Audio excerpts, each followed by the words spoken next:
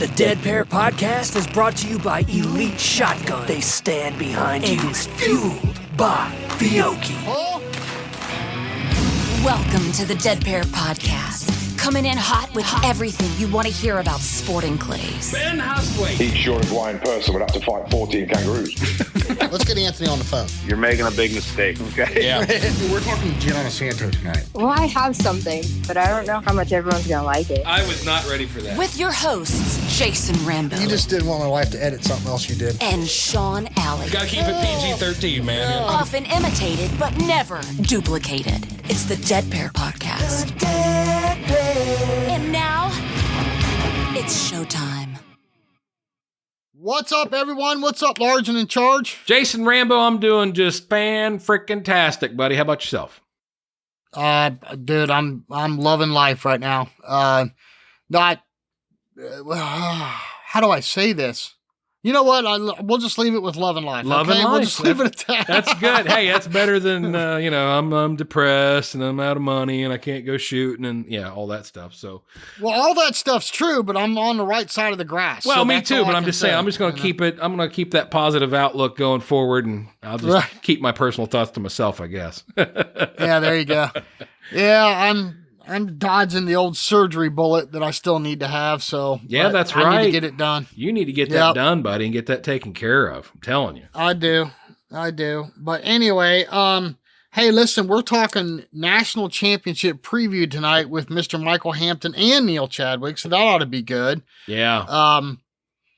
Sean, we talked in that episode, we had big shoots and going, and this is, I'd say if you can afford one big shoot that you can go to for the year, this would definitely be a good one. If you could only go to one shoot, like if you had to pick a bucket list and you say, I've got the money to go to one shoot, I would say, Nationals, because everybody's there. Everybody's there. I think you got the most amount of talent there. You got the most amount of people there. There's so much going on. And then not to mention all the vendors and all the nightlife in San Antonio, which is a great town to hang out. I mean, it's just a fantastic experience. Plus, you're going again this year, right? Absolutely, absolutely. You got the kitchen pass from the wife. I'm not on the hook for anything. I'm not. Right. I'm barring any emergencies, buddy. I will be there with bells on. You know that. All right, awesome. We are going to be doing a live broadcast from the Nationals, just to let everybody know. That's going to be on Friday, Saturday, and Sunday. Friday is going to be kind of a question and answers thing. So if you guys got any questions, you want to email them into us, or if you want to join live in the conversation and comment, right down in the comments, you can ask a question and we'll get it answered. We're going to have some guests on. It's going to be really cool. A little thing we're putting together. It'd be me, Sean, and David. So yeah, it ought to be really good. Sean, I've got a whole big list of questions here. You got a big list of questions. I think we should get Michael on right away. What do you think? Oh, absolutely. I mean, especially after last year's Nationals, I mean, everybody's probably waiting on the edge of their seat as far as like, what did they fix? Did they fix anything? What's changed? So we'll go straight to the source and get you guys those answers. Yeah, we'll find out if they're putting in a boat ramp or, they've, I better stop. Yeah, I better, canoe livery. Right.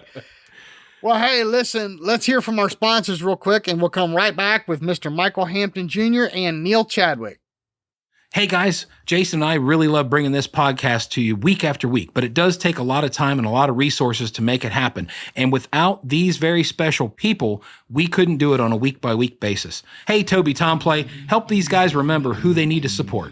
Yes, sir. They can support Fiocchi USA, Elite Shotguns, Vero Beach Clay Shooting Sports, Score Chaser, Odo Pro Technologies, Rhino Chokes, RE Ranger, Taconic Distillery, and Atlas Trap Company. All right, everyone. This is awesome to get these two individuals on the phone at the same time because they're about impossible with this time of year getting ready. Mr. Michael Hampton Jr., welcome to the show, sir. Thank you. And, of course, Mr. Neil Chadwick. Welcome back, young man. Hey, guys. Thanks for having me. Great to have you both on. I tell you what, it's always exciting to talk to you guys and see what's going on with the NSCA. Big stuff happening with the national championship coming up. Am I right? That is for sure. We've got a lot of people signed up and a lot of great activities, and new things at the complex that we're excited for everybody to come and see. All right. Well, Michael, let's start right off the rip. There's been a lot of buzz around the improvements that have been going on around the NSCA, the NSC, since last year's competition. You want to tell us a little bit about what's happened and what improvements have been made? Yeah, we're quite excited about a variety of different projects that we've got completed, and we think they'll have a nice impact and really enhance the national championship for everybody that's attending. We just completed the build out of our new Winchester Pavilion behind the Shoot-Off Stadium. It's a 40 by 100 pavilion that'll be seating about 240 people. That will be around our food court area. Be a hub for our activities and that kind of stuff. So we're excited to have a partnership with Winchester in this new pavilion. We've added 14 feet of sidewalk out on front of Vendor Row. As everybody knows, last year with the mud that we had on Vendor Row and the golf cart traffic and that, tracking that everywhere, it was a nightmare. So we've extended that sidewalk out to the north towards the field, another 14 feet, which will allow everybody to stay on a concrete, a hard pack surface if we do get weather. We've also increased our concrete around the clubhouse. Our green awning that has been out there forever, that you can see through, that has come down, and we put a permanent top on that. So a lot of things around the clubhouse to make it more enjoyable for people to sit around and be entertained and meet up with people and eat. And so we're really excited about that. And also, we spent a lot of time and money and effort on dirt work down on the courses out in the areas where we had a lot of water runoff issues and not draining properly. And hopefully some of this will negate those problems in the future. We knowing after doing all of this work, we probably won't have rain at Nationals for probably 10 years. So people by then will forgot about how bad and muddy it was last year. But we're really excited about these construction projects that should make it a lot nicer this year for Nationals. That's awesome. Michael, is there going to be any existing construction projects or future construction projects? Yeah, we're going to continue to expand on road work and parking lots. There's a variety of areas that, shooting complex has been there for a long time, so we've got to keep up with the roads, keeping up with different areas as we use it Nationals, putting in more roads, making it more golf cart friendly, user friendly, to keep with the demand of what the shooters are asking for. And there's going to be other big projects that we want to do is kind of enhancing around the pavilion that we just built. Once we start using it, seeing what other type of things we need. And you'll also see when you guys come in that the property that we sold to the fire department, they have already broke ground, and they will be building a new fire station up at the southeast corner of the property that they own. And that building up there, the fire station, has been up there for the last 4 years. Once they move out of there, that building will become ours. Then we will be developing that as another hangout place, like the House on the Hill, a place for our meetings and banquets and entertaining areas. So we're excited to get that building. We should have that building sometime in September and October of 2025. That'll be back for us to use. Awesome. Well, a little birdie told us, if you caught the podcast that just came out, a little birdie told us that you might be possibly adding on to the museum in the near future. Yes, that is true. That is fact. And the addition will be a sporting clay addition to the Hall of Fame, current DuPont Hall of Fame and Museum. Steve Ellinger and Phil Murray have been co-chairing a new committee with the museum committee. We had a call earlier this week. It's got all of the chairmen of the NSCA. It's got the president, vice president of the NSSA. They're all on board. Louise Cherry, our finance co-chair, is on board with really kind of taking the museum and trying to build onto that and expand that footprint that the NSCA has. The NSCA has been around long enough that it needs more space. It needs more of its history to expose them, and both NSSA and NSCA are on board with this. And so you'll start to hear more about that. On Saturday night during the national championship, we're going to have a Hall of Fame member meet and greet at the from 5 to 7 o'clock at the museum. We're going to have all of our past Hall of Fame members, from the shooters to DuPont, Hill Adam Award winners, to be there to kind of shake hands and meet with people and kind of help kick off the buzz about this new expansion on the museum. Well, Steve Ellinger was on the podcast with us, and it's very exciting. I think it's awesome, the work that he's doing and working with the NSCA and to be able to expand that museum. I think that's exciting. It's going to be awesome for everybody. So I'm looking forward to that for sure. Yeah, we definitely think that this will be a huge enhancement, and also, let alone building it and having these all displays. It's going to be is getting these on with videos, getting this online for all the members that won't be able to make it to San Antonio, to be able to see what's in there, see the history see the winners, see pictures, see the glass balls, see the old traps, guns, variety of just all the different history of our organizations. And and it took passion like what Steve and Phil are bringing to this, and Luis Terry and the other ones. And this committee is really kind of grabbing the bull by the horns and wanting to make this happen, and we're excited about that. Well, that's awesome, Michael. I tell you what, we're all looking forward to it. Me and Jason were very excited when we did the recent podcast with Steve. Before we let you off the hook here, rumor has it there's going to be some extra activities at the national championship this year.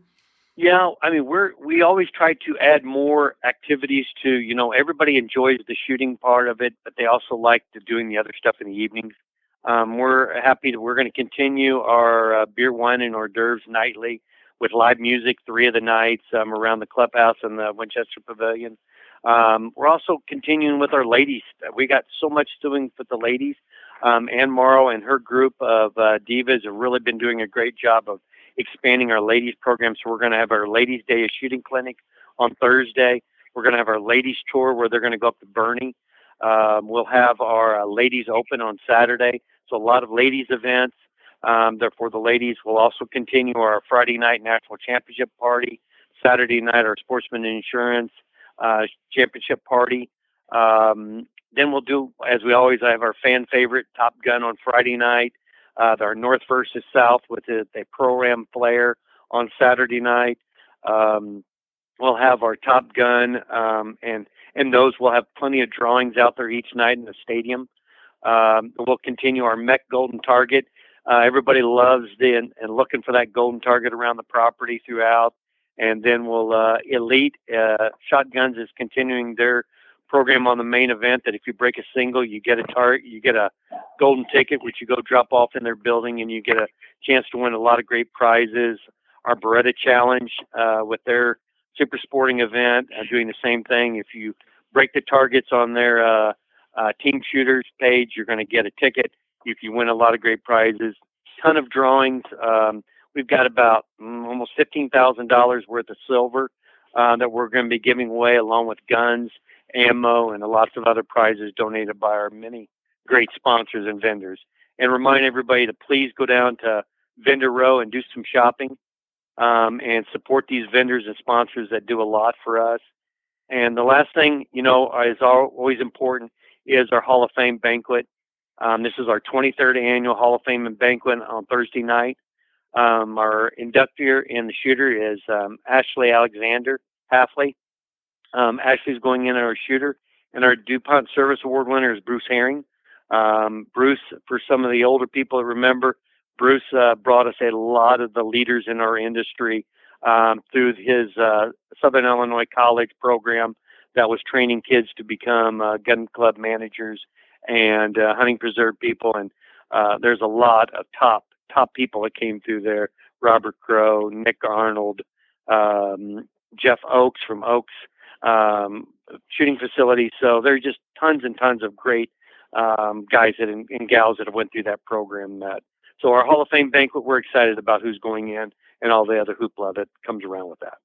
Well, that's awesome, Michael. Definitely doesn't seem like there's a lack of anything to do this year at the Nationals. We're all looking very much forward to it. Jason, any other thoughts before we let Michael go? No, I'm anxious to dive into some of the stuff here with Neil. I know we've got a lot to cover, and Michael's got short time, so I don't want to keep him longer than we have to. Well, guys, I appreciate you once again having me on this month. And before I leave, I'd like to give you guys another 2 entries to the main event for Nationals. You guys see how best you want to give those to all your great listeners, and thank them for listening to your program and supporting the NSCA. Oh, wow. That's awesome. Yeah. Fantastic. Somebody be very happy with that. We'll get that contest posted right away, Sean. Well, great. Thank you. Excellent, Michael. We'll have a great night, and we'll look forward to next month.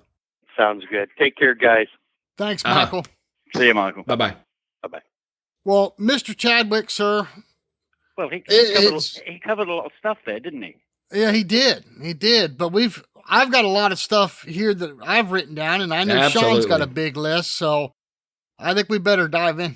I've got some stuff here that's going to blow your mind. Uh-oh. Okay. All right. Let's start off with the National, shall we? Do it. Let's do it. Okay. It's amazing. The number of entries is up to 2,369, and we're still well over a month away from the shoot. Can you believe that there's more entries in the K Cup than in the main event? What? Are you serious? Yeah. Not by many, by 7 people, still. but nevertheless, that will be the biggest 100 bird shoot ever. What is the record for the Nationals for total entries? I think this at 2,369. This is a record. Oh wow, that's awesome. But the numbers are up, Jason, all the way around. I've got 1,000 people going through FITAS. Wow. I mean, is that? You know what? I should already know this answer, but I'm going to ask anyway because I'm an idiot. Is that new style FITAS? Yep. Okay. All right. Yep. And, we filled up. When was it? I think by February we'd filled up, so we decided to open another day. So FITAS now is open on Monday instead of Tuesday, so that added some more entries, or gave the availability of more entries. So I tell you, this one's going to be a big one. Well, I tell you what, to help keep it on track, because I've got a big list, you've got a big list, and Sean's got a big list. So Sean, why don't you take over here and pop your first question off for Neil? All right, can do. Well, Neil, it's been a busy year, and it doesn't seem like too long ago we were talking about this very same thing for the 2023 Nationals. How's life been treating you so far this year? Busy. Gotcha. Busy. Yeah, I see a growth in the industry that's actually really quite phenomenal. It's keeping me busy and my business busy, which is all good. I mean, we can't deny it's all good for all of us. Oh, absolutely.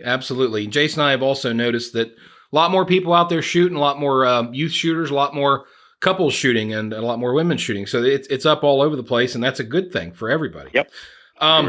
Well, the big topic conversation last year was the weather, the flooding, and all the stuff that came with it, the mud and the muck. Right. And Michael went through a pretty good list of things that they've improved and changed at the facility. Do you feel like they've kind of accomplished their goal as far as getting that cleaned up in case we do have another big storm come through? I think so. I mean, we know the bad areas. It's funny you should say that, because I just got a text a little while ago from Pete, a picture showing me they're putting concrete path down along the long skeet fields, the middle skeet fields. It won't all be done, but there'll be a number of skeet fields with a concrete path there.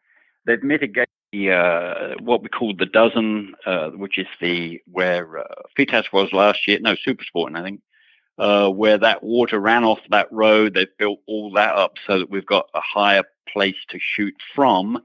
So until I get down there and see it, I don't know exactly what they've done.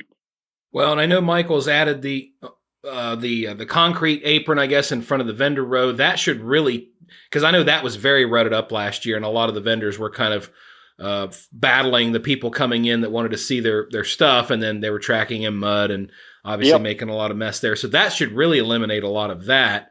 What are some of the other big things that you see that you feel are going to make a big difference in case we do get another torrential rain? Well, how can I describe it? The going down Rough Road past the 20 gauge FITAS. Remember, there was that little dip in that where the water came across from the housing development on the east side. That's filled in now, so that'll improve that. I've actually moved 20 gauge FITAS from where we got flooded last year. That's not there anymore. Because of the other changes that we've made, that's moved across to the other side of the parking lot for green course. So we won't have to put up with that if we get that rain. We won't have to put up with that on that 20 gauge FITAS there. Gotcha. Any other major improvements? Or how about this? Any other things on your wish list that maybe they didn't get to this year? I don't know, Sean, until I get down there. I haven't been down there. I know they've done a ton of stuff. Like I say, Pete's been sending me pictures sort of from the beginning of the year. Hey, we'll just have to see, I got you. We've changed a number of things around.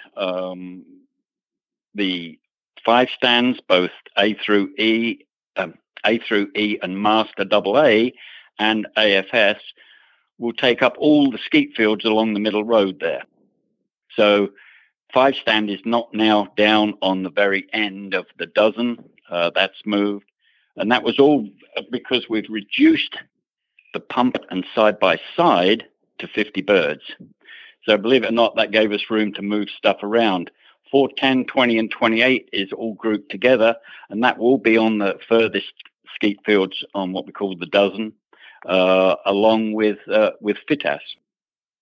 Well, Neil, this is a hot seat topic as targets, and I know you've got some statistics that you wanted to share, and plus some stuff even from as recently as the U.S. Open. But let's start with this. Can you call out who the target setters are for the different events within the Nationals?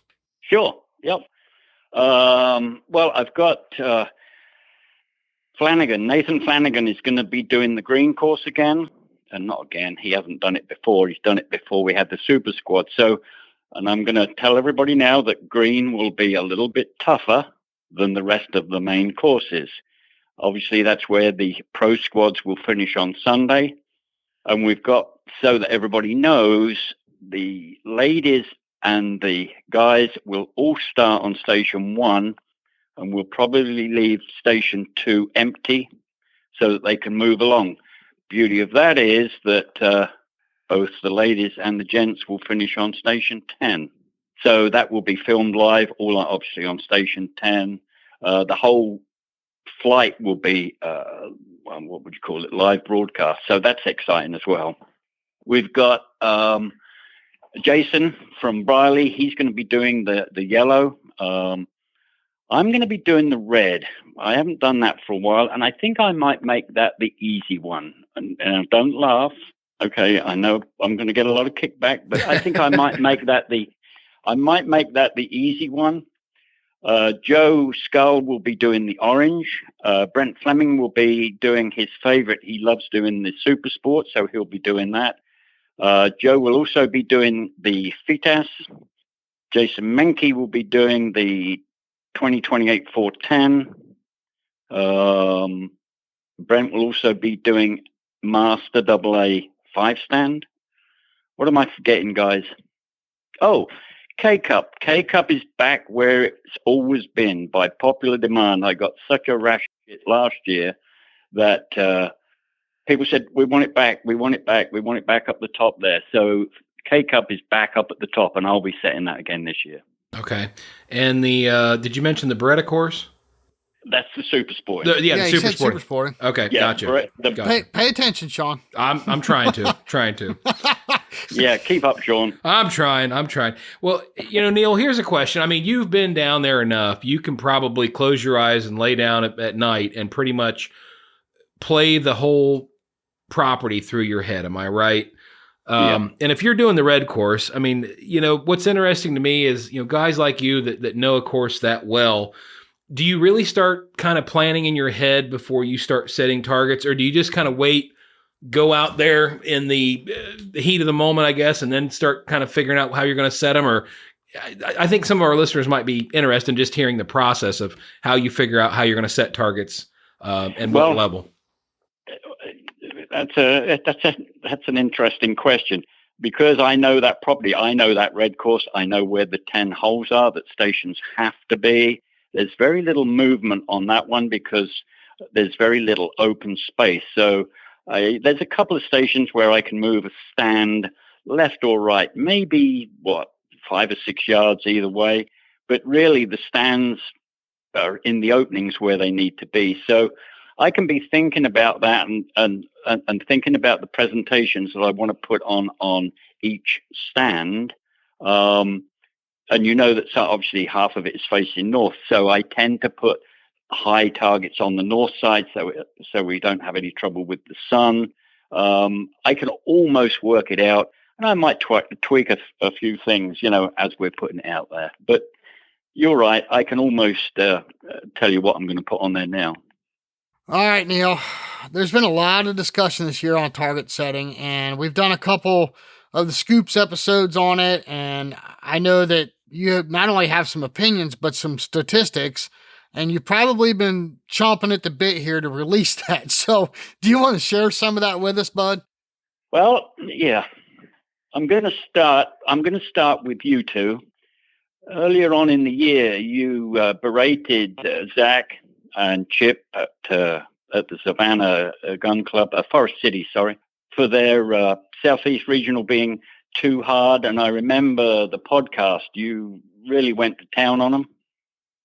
Well, okay. Okay, Neil. All right. We're name dropping. All right. Gotcha. Okay. Put me in the hot seat. I was going to say that's probably a little more Jason than me, because I actually didn't go to that event. Thanks, Neil. I'm going to have people with pitchforks and torches at my front door tonight. I ran over him with the bus, and then I backed over him again. Oh, dear. Oh, that's funny. But now that I look at the numbers, and that really wasn't that bad. If I look at the other regionals this year, the one at the North Central, Woodson Meadow, Western at Pinnacle, and I just did the Hopkins one. So the average score for Masterclass at Forest City was 147. Okay. Woodson Meadow was 154. So it was 7 targets harder. Western was 155, so it was 8 targets harder than that one. And Hopkins was 157, so that was about 10 targets harder than Hopkins. Okay? The US Open was 12 targets harder than Forest City. Okay. I'm going to throw this out there, official statement. I never had as much fun missing targets as I did at the US Open. And I don't know if it was a deception thing, but when I walked away from the station, I felt like I should have hit those targets. I mean, obviously, Richard Falls got me, right? I mean, he's the one that set the targets, and he got me. He did his job, and he tricked me.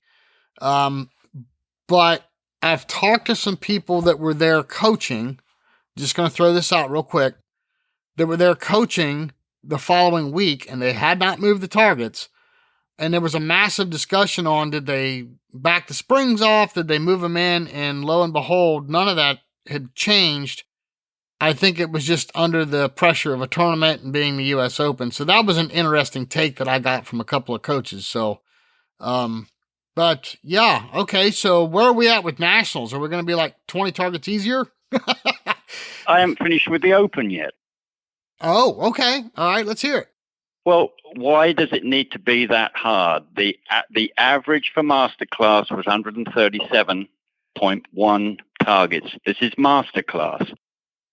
That average score was 68.5 for Masterclass, running down to B class at 53%, then C, D, and E in the low 40s.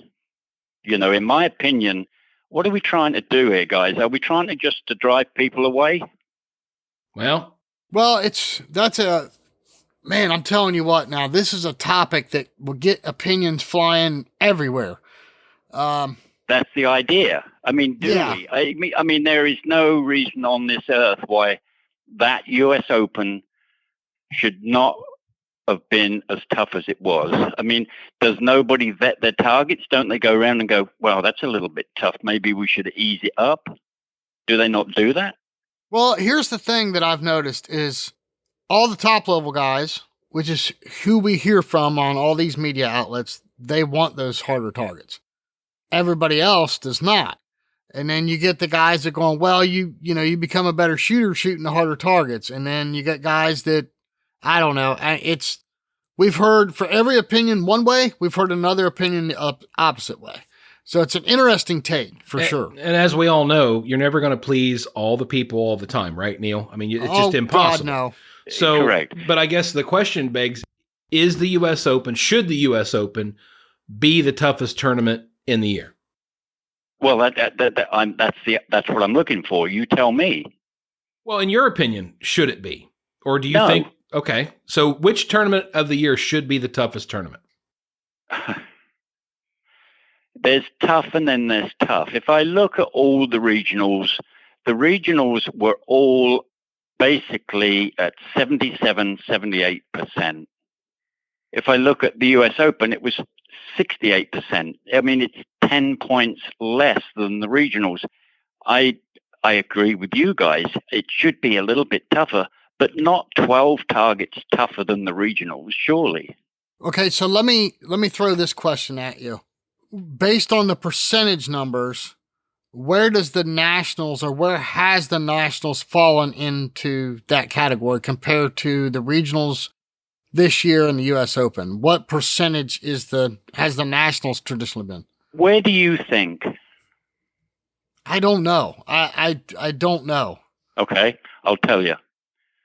The 23 Nationals was easier than all the regionals, the World English, and the U.S. Open. Now, there begs the question, with that being a national championship, shouldn't it be more difficult? I'm just asking. I'm not giving an opinion. I'm just asking. Well, again, I put the question to you. The Nationals is a shooting festival. All the top guys, I mean, and there's some fantastic shooters out there, they are always going to be battling against each other, and you're always going to get a Brandon out on top, or a Zach out, or an Anthony out on top. Do we need to penalize the A, B, C, and D class shooters and E and make them feel uncomfortable just because they want to go to the Nationals? No, we shouldn't. I agree. I mean, there's very few people, and I've seen them and I've listened to your podcast. Oh, yeah, we want hard targets. We want to do this. We want to do that. Well, hold on a minute. I'm not setting targets for you. I want to set targets for everybody that comes to Nationals. And I think that's the right attitude to have, Neil, just my opinion. I mean, again, the majority of this sport are not the top guys. I mean, nothing against Zach, Anthony, Brandon, or anybody else of that caliber. But of course not. The majority of this sport are mostly weekend warriors. They work a regular job, a 9 to 5, Monday through Friday or whatever, and they do this for fun. This is kind of like a vacation / competition for them. So we don't want to beat those people up, because if you frustrate them, they might not come back, right? That's what I believe. Okay. Well, if that's what you believe, then how do you, or what do you do to, I guess, set a standard for the different events? Well, that's interesting, because of the 4 regionals that I've got data for, 3 of them, apart from Forest City, which was 4 targets harder than the rest, the 3 Nationals, Woods and Meadow, Pinnacle, and Hopkins, were basically exactly the same. I've got 77.4, 77.8, and 78%. So they were all within 1 or 2 targets of each other as far as difficulty goes. And I'm just there. That percentage is just talking about masterclass, but the same difference follows down through the classes as I go down through the classes. Okay. So with that said, there appears to be kind of a stigma with the U.S. Open, and it seems like Now, Jason and I, our first experience at a U.S. Open was at Rick Hemingway's place. And we all know that was a very tough course. I can give you those stats as well. Okay, go ahead. That was easier than the one at Northbrook. Wow. Okay. Than the U.S. Open. For the U.S. Open in 22. Now, contrast that to Tim's place out at Coyote. The U.S. Open at Coyote Springs was 10 targets easier than backwards. Wow. So my point being, there should not be such a large discrepancy between targets. I'm all for having difficult targets, but not 12 targets harder, not 10 targets harder, maybe 4 or 6 targets harder, so that you can differentiate between the U.S. Open. And I agree with you guys. The U.S. Open is the U.S. Open. The Nationals is a little bit different because I like to think we put the Nationals on for everybody. So that's a little bit of a different animal, if you like. Yeah, I think it should be all-inclusive because you want to make everybody feel welcome, whether they're a D-class shooter or a master class shooter. Yeah. And then I took just another stat that I'm going to give you. So I took back in May, the English Open was held at a club called Doveridge in the UK. 1,100 shooters. Now, their classification system is different to ours because they go on averages and their master class is AAA. So I took their stats. Now, in master class, I'm going to call it AAA. Their average on that course was 88.5, but there was only 114 shooters in master class. So I thought, okay, let me take the top 114 shooters in master class at the Open at Northbrook and see what that stat comes out to. That came out to 78.5, and I went, damn. I know our top 114 shooters could match the top 114 shooters in the UK. I know that because we do. Yet there was a difference of 10 targets, difference in the difficulty level between the two tournaments. Well, that is something to think about. I'm sitting here trying to digest all this right now. These are interesting stats. Yeah. So another stat I want to give you. So I went back through my records and I pulled up the stats from 10 years ago. The U.S. Open, the 2014 U.S. Open at Claythorne, the average score for master at that was 80, which is a lot higher. Well, not a lot higher. It's a lot higher than the U.S. Open at Northbrook, but that's real close. That's about 3 targets easier than our regionals were this year. So over the past 10 years, have our targets got that much more difficult? No, they might have got 3 or 4 targets more difficult, but they haven't got 20 targets more difficult, or they shouldn't have got 20 targets more difficult. So, yeah. So how do you measure that? I mean, or how do you? I guess again, how do we set a standard, or how do we? I mean, do we have to have like an overseer? Do we have to have some kind of a guideline? Do we have to? I mean, that's the thing. How do you keep it consistent, or how do you keep it fair from event to event? I don't think you can, Sean. I mean, when we put the Nationals on, and I did it at Seminole, I worked with Zach and Chip and Mike from Big Red Oak and a couple of other guys, and we looked at each other's targets as we went around and changed them. We had to change some, of a nightly, not every night, but on certain nights. And we went around and said, well, yeah, that looks good. That looks good. Do people not do that? Now, Northbrook is known for throwing tough targets, and I'm all for it. Okay, but keep that to your monthly shoot. You don't have to follow that over to a U.S. Open, in my opinion. And I've got nothing against Northbrook, of course. I'm afraid to comment. I think I'm just going to shut up. So I plead the fifth. Yeah. Okay. All right. Neil Chadwick's phone number is no. Well, okay, Neil. So you've given us kind of a gauge on what we can expect for targets at the Nationals. Is there any surprises for shooters this year you could tell us about at Nationals? there won't be any surprises, Jason. I've got a really good group of guys there setting targets. Like, you know them all. They've set them before. They'll make use of the terrain, the ground. We'll set targets so that we get a smooth flow of squads going round, and hopefully it will run like it has done in years past. It will be, smooth, no late starts or anything like that, if the rain holds off. Yeah. Yeah. Well, Sean and I have already rented not only golf carts, we have kayaks, outboard engines. Mercury is our new sponsor, Mercury Outboards. So no, I'm just kidding. I'm just kidding. I got this guy Noah building an ark just in case.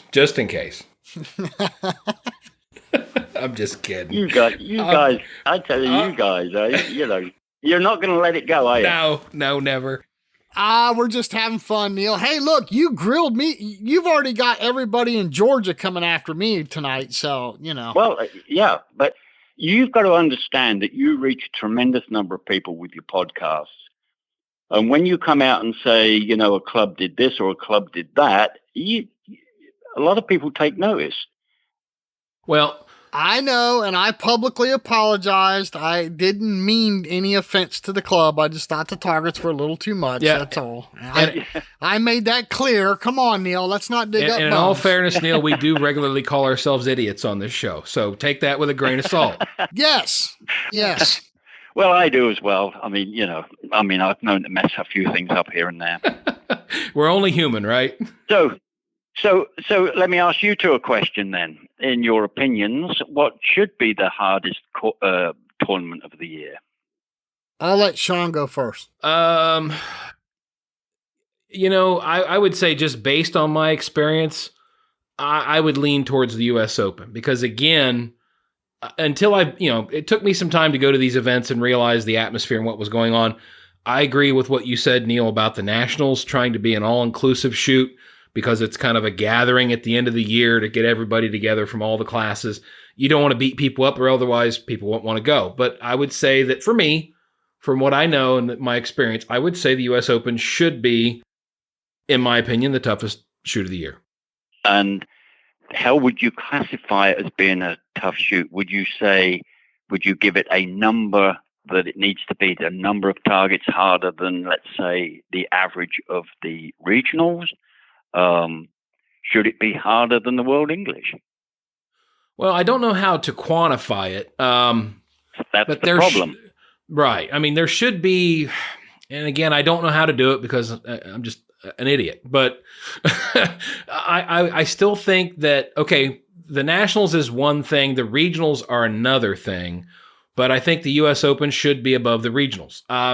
If it's 10%, or 15%, I don't know what the right number is, and I don't know how you quantify that. I don't know how you tell somebody you need to set it 10% or 15% harder than a regional. I don't know how you tell people that. And that's very difficult from the target setter's point of view, that okay, I need it 2 targets harder, which would be 10% over 200 birds.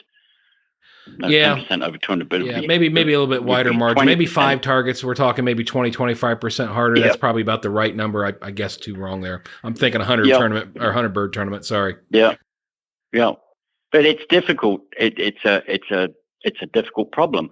I still think that even if we err, we need to err on the side of easy, not hard, purely because we don't want to turn people away. I agree. I think that's the biggest thing you don't want to do, is alienate people and make them frustrated that they're not good enough. And then all of a sudden you kind of blow that ego out the water, and then they're not going to be back. Right. Yeah. The top guys are still going to rise to the top. Right. So if you want my 2 cents, Neil, and I'm going to try to politically correctly answer this without getting myself murdered. We're all waiting on bated breath. Yeah. Thanks, Sean. No, I mean, I go about it from the angle where Sean and I try to encourage people to go to larger shoots. If it is known that the shoots are going to be in this level of difficulty, then people don't mind spending the money and maybe not coming within 20 targets or 30 targets of what they normally shoot at a, local monthly tournament, right? So that order, in my mind, should go World Championship. Now, that's World FITASC, World English. Those should be on the same levels of difficulty. Then the National Championship, then the U.S. Open, regionals, Big Blast, state shoots, monthly tournaments. That's kind of the level that I think it should be at. There's, as far as percentages go, that's, those opinions are going to flare everywhere. I just think if it was a mindset for everybody and everybody knew this was the level of difficulty, and they know when they're signing up and they're spending their money and they're booking their flights and hotel rooms, I'm going to go to this tournament, and there's a possibility that I'm going to be 10, 20, 30 targets less than what I normally shoot at my local club. I think if they had that mindset, the gloves would kind of be off for target setters based on which one of those levels they're setting for. But the problem is we talk people into going to shoots, and these are direct comments. I'm paraphrasing. These are direct comments from people that have came up to Sean and I. Man, you guys talked me into going to the shoot on one of your podcasts, and I just don't ever want to go back and spend that kind of money to get beat up like that. Yep. That's what I'm in fear of. But like I told a couple of these individuals as of recently, you should have had the mindset going in, I'm going to the U.S. Open, or I'm going to a regional championship, and it should be this difficult. I had one person complain at the World FITASC, not about the event. They loved the event, but they thought the targets were too much. And I'm like, you got to be kidding me. This is a world championship. And they kind of just paused and stared at me and go, you're right. I just spent 3 days shooting and didn't even have that. I'm like, well, you have to understand where you're at. Okay. I'm glad that you're having a good time, but before you go into tomorrow, maybe go into it with the mindset of, I am at the World FITASC Championship. And they said, wow, I never thought about it like that. So if people had this frame of mind and it was known that, hey, this is going to be the toughest shoot of the year, they're probably not going to mind not hitting as many targets. That's just my 2 cents. I probably got people shaking their heads thinking I'm an idiot, and that's fine. But that's just where I think they should be. Well, you're definitely correct in your thought, but I would hesitate to include FITASC. I totally agree with what you said. The FITASC World Championships is the FITASC World Championships. And you've got to go in there with an open mind. And I think Richard Fold said it best. FITASC and sporting are totally two different disciplines. Yeah, that was just an example from a listener that I was giving you. In FITASC, you've got to go and you're actually going to beat your component. In sporting clays, you go into it trying not to miss, right? I guess that's a good way to look at it. So FITASC is different. Where was it? I was listening to somebody the other day. They shot 100 straight FITASC. Well, in all the years that I shot FITASC, I never shot 100 FITASC in one day. It was always 50 a day because it's so draining. You have to be that your level of concentration is such that if once you've shot 50, that's it. You're done for the day. I mean, typically at World FITASC, you shoot 50 and then that's it. You're not going to shoot anything else. I know we do it differently, but if you go anywhere else in the world, you shoot 50 and then you're done. You don't shoot anything else. So FITASC and English sporting are really two different, quite different disciplines. Well, and that's probably a good way to look at it, Neil. I mean, again, you know what they say about opinions and what they're like. We're not going to voice that. So, well, everybody has right. one. That's right. So before we get too long on the wind here, I got another quick question for you. Any changes or any news you can give us about the super squad or the pro squads that are going to be at the Nationals this year? Well, as I mentioned early on, the pro squads on Sunday afternoon the ladies and the guys will all start on stand 1. And we'll either leave station 2 and 3 open so that it doesn't get a bottleneck. The only thing that concerns me a little bit is, that on every flight, we had the maximum we like to put through is 80 people per flight on those 10 stations. Because of the auction thing, being able to buy a spot with a super squad sort of thing, we could end up with 86, 87, 88 on a flight, which may, on some of the machines that don't hold as many targets, let's say the Rabbit machines, we may have to fill during the flight.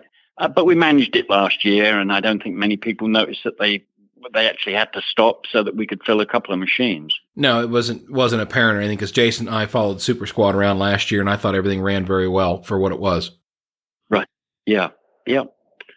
So, no, apart from that, no. Live, we've got the live thing going. I'm working with Mark Baltazar so that we've got the sun in the right direction, so where Station 10 is in the right position. He's going to have a raised platform there, raised platform for the camera people as well. So that should be quite exciting. Excellent. Well, Neil, I got another question here for you, but before I get into that, what else on the Nationals? Because I know that you got a list sitting there. Are we missing anything that on the Nationals you want to get out? No, not really. Nothing that I can think of. I mean, I'm sort of looking forward to getting down there and seeing the improvements that they've made. Because you know what's going to happen. We've made all those improvements down there, and it's going to be dry and sunny, and the biggest problem will be dust. Yeah. Let me ask you a couple off the cuff questions here. Do you know if there's going to be plenty of golf carts this year? Plenty of ammo?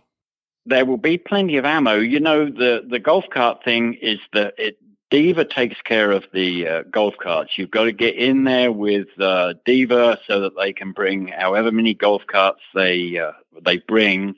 And obviously they'll bring, I'm assuming, a few extra. But that's all done through Diva.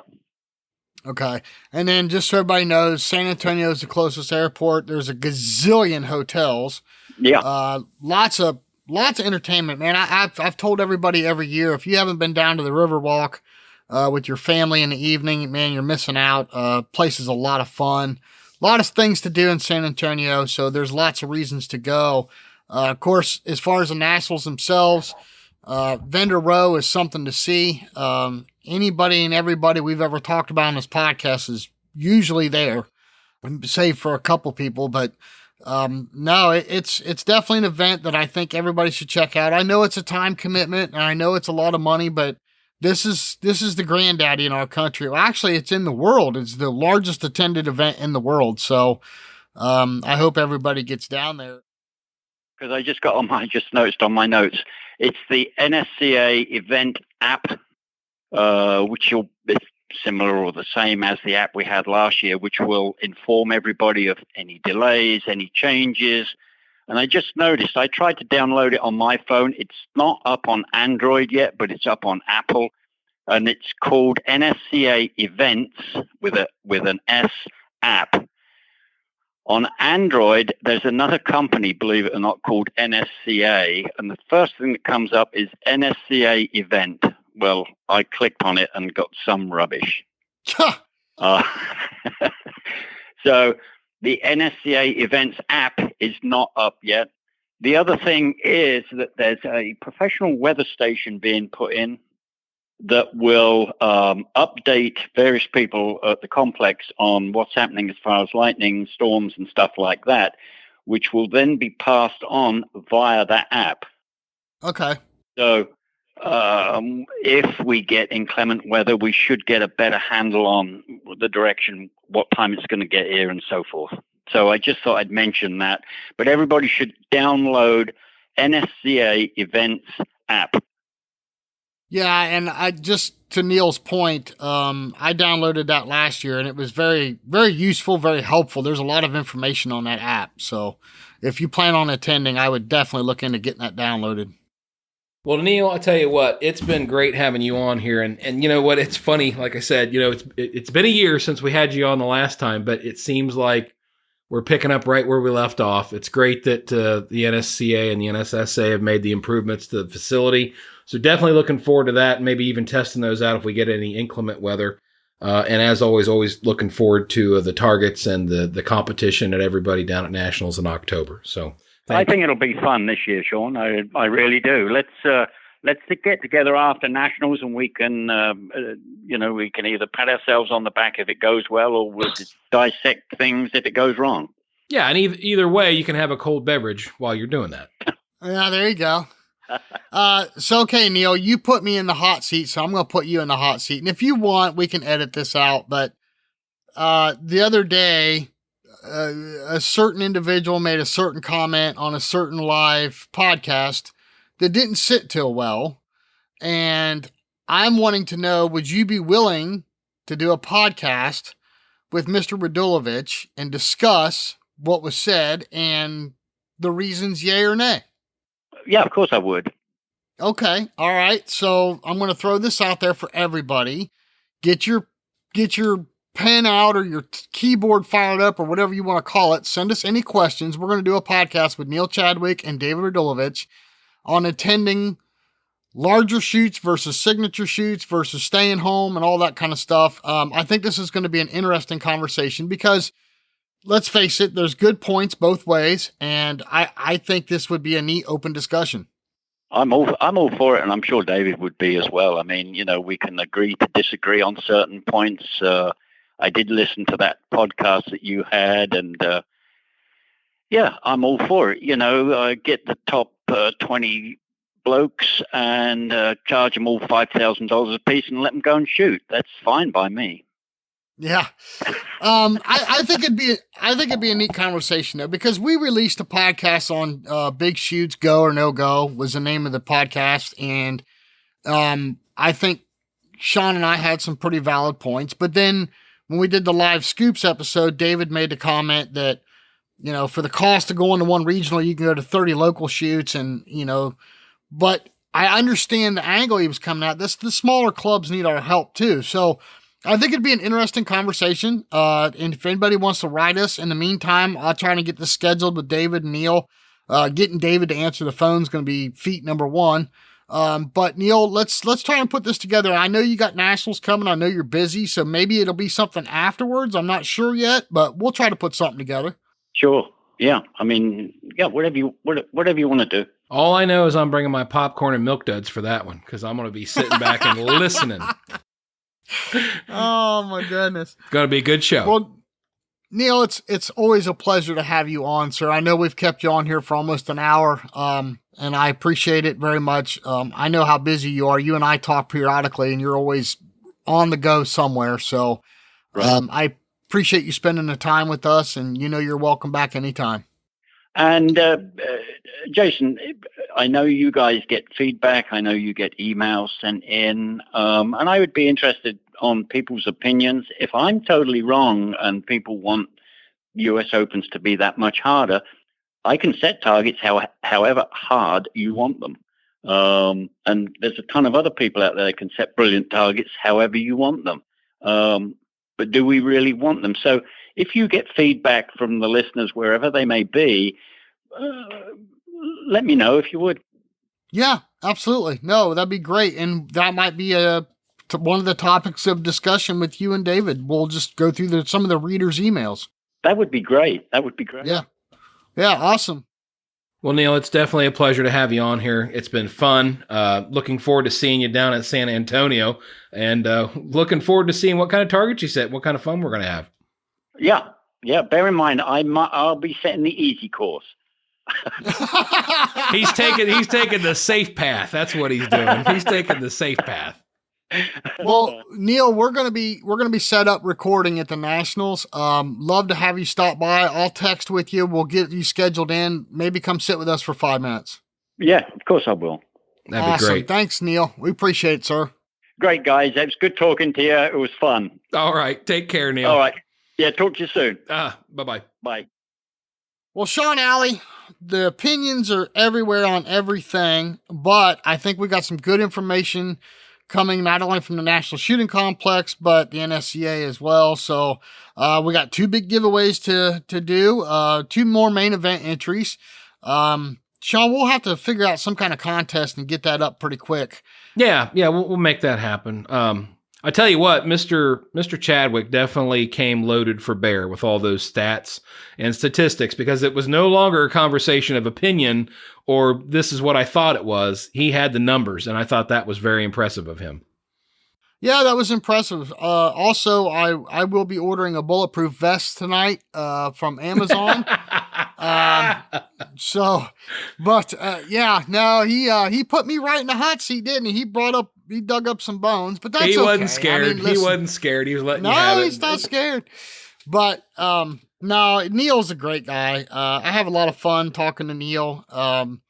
And he's definitely big on his numbers, man. I mean, he had those statistics there for us, and good on him. I mean, that's awesome. I love hearing that kind of stuff, and it's interesting too. That's what makes it believable too. Again, opinions float around from all kinds of people, and it really depends on your point of view, your perception, and where you're from, and what did you really experience, right? But when Neil breaks out the numbers, they don't lie.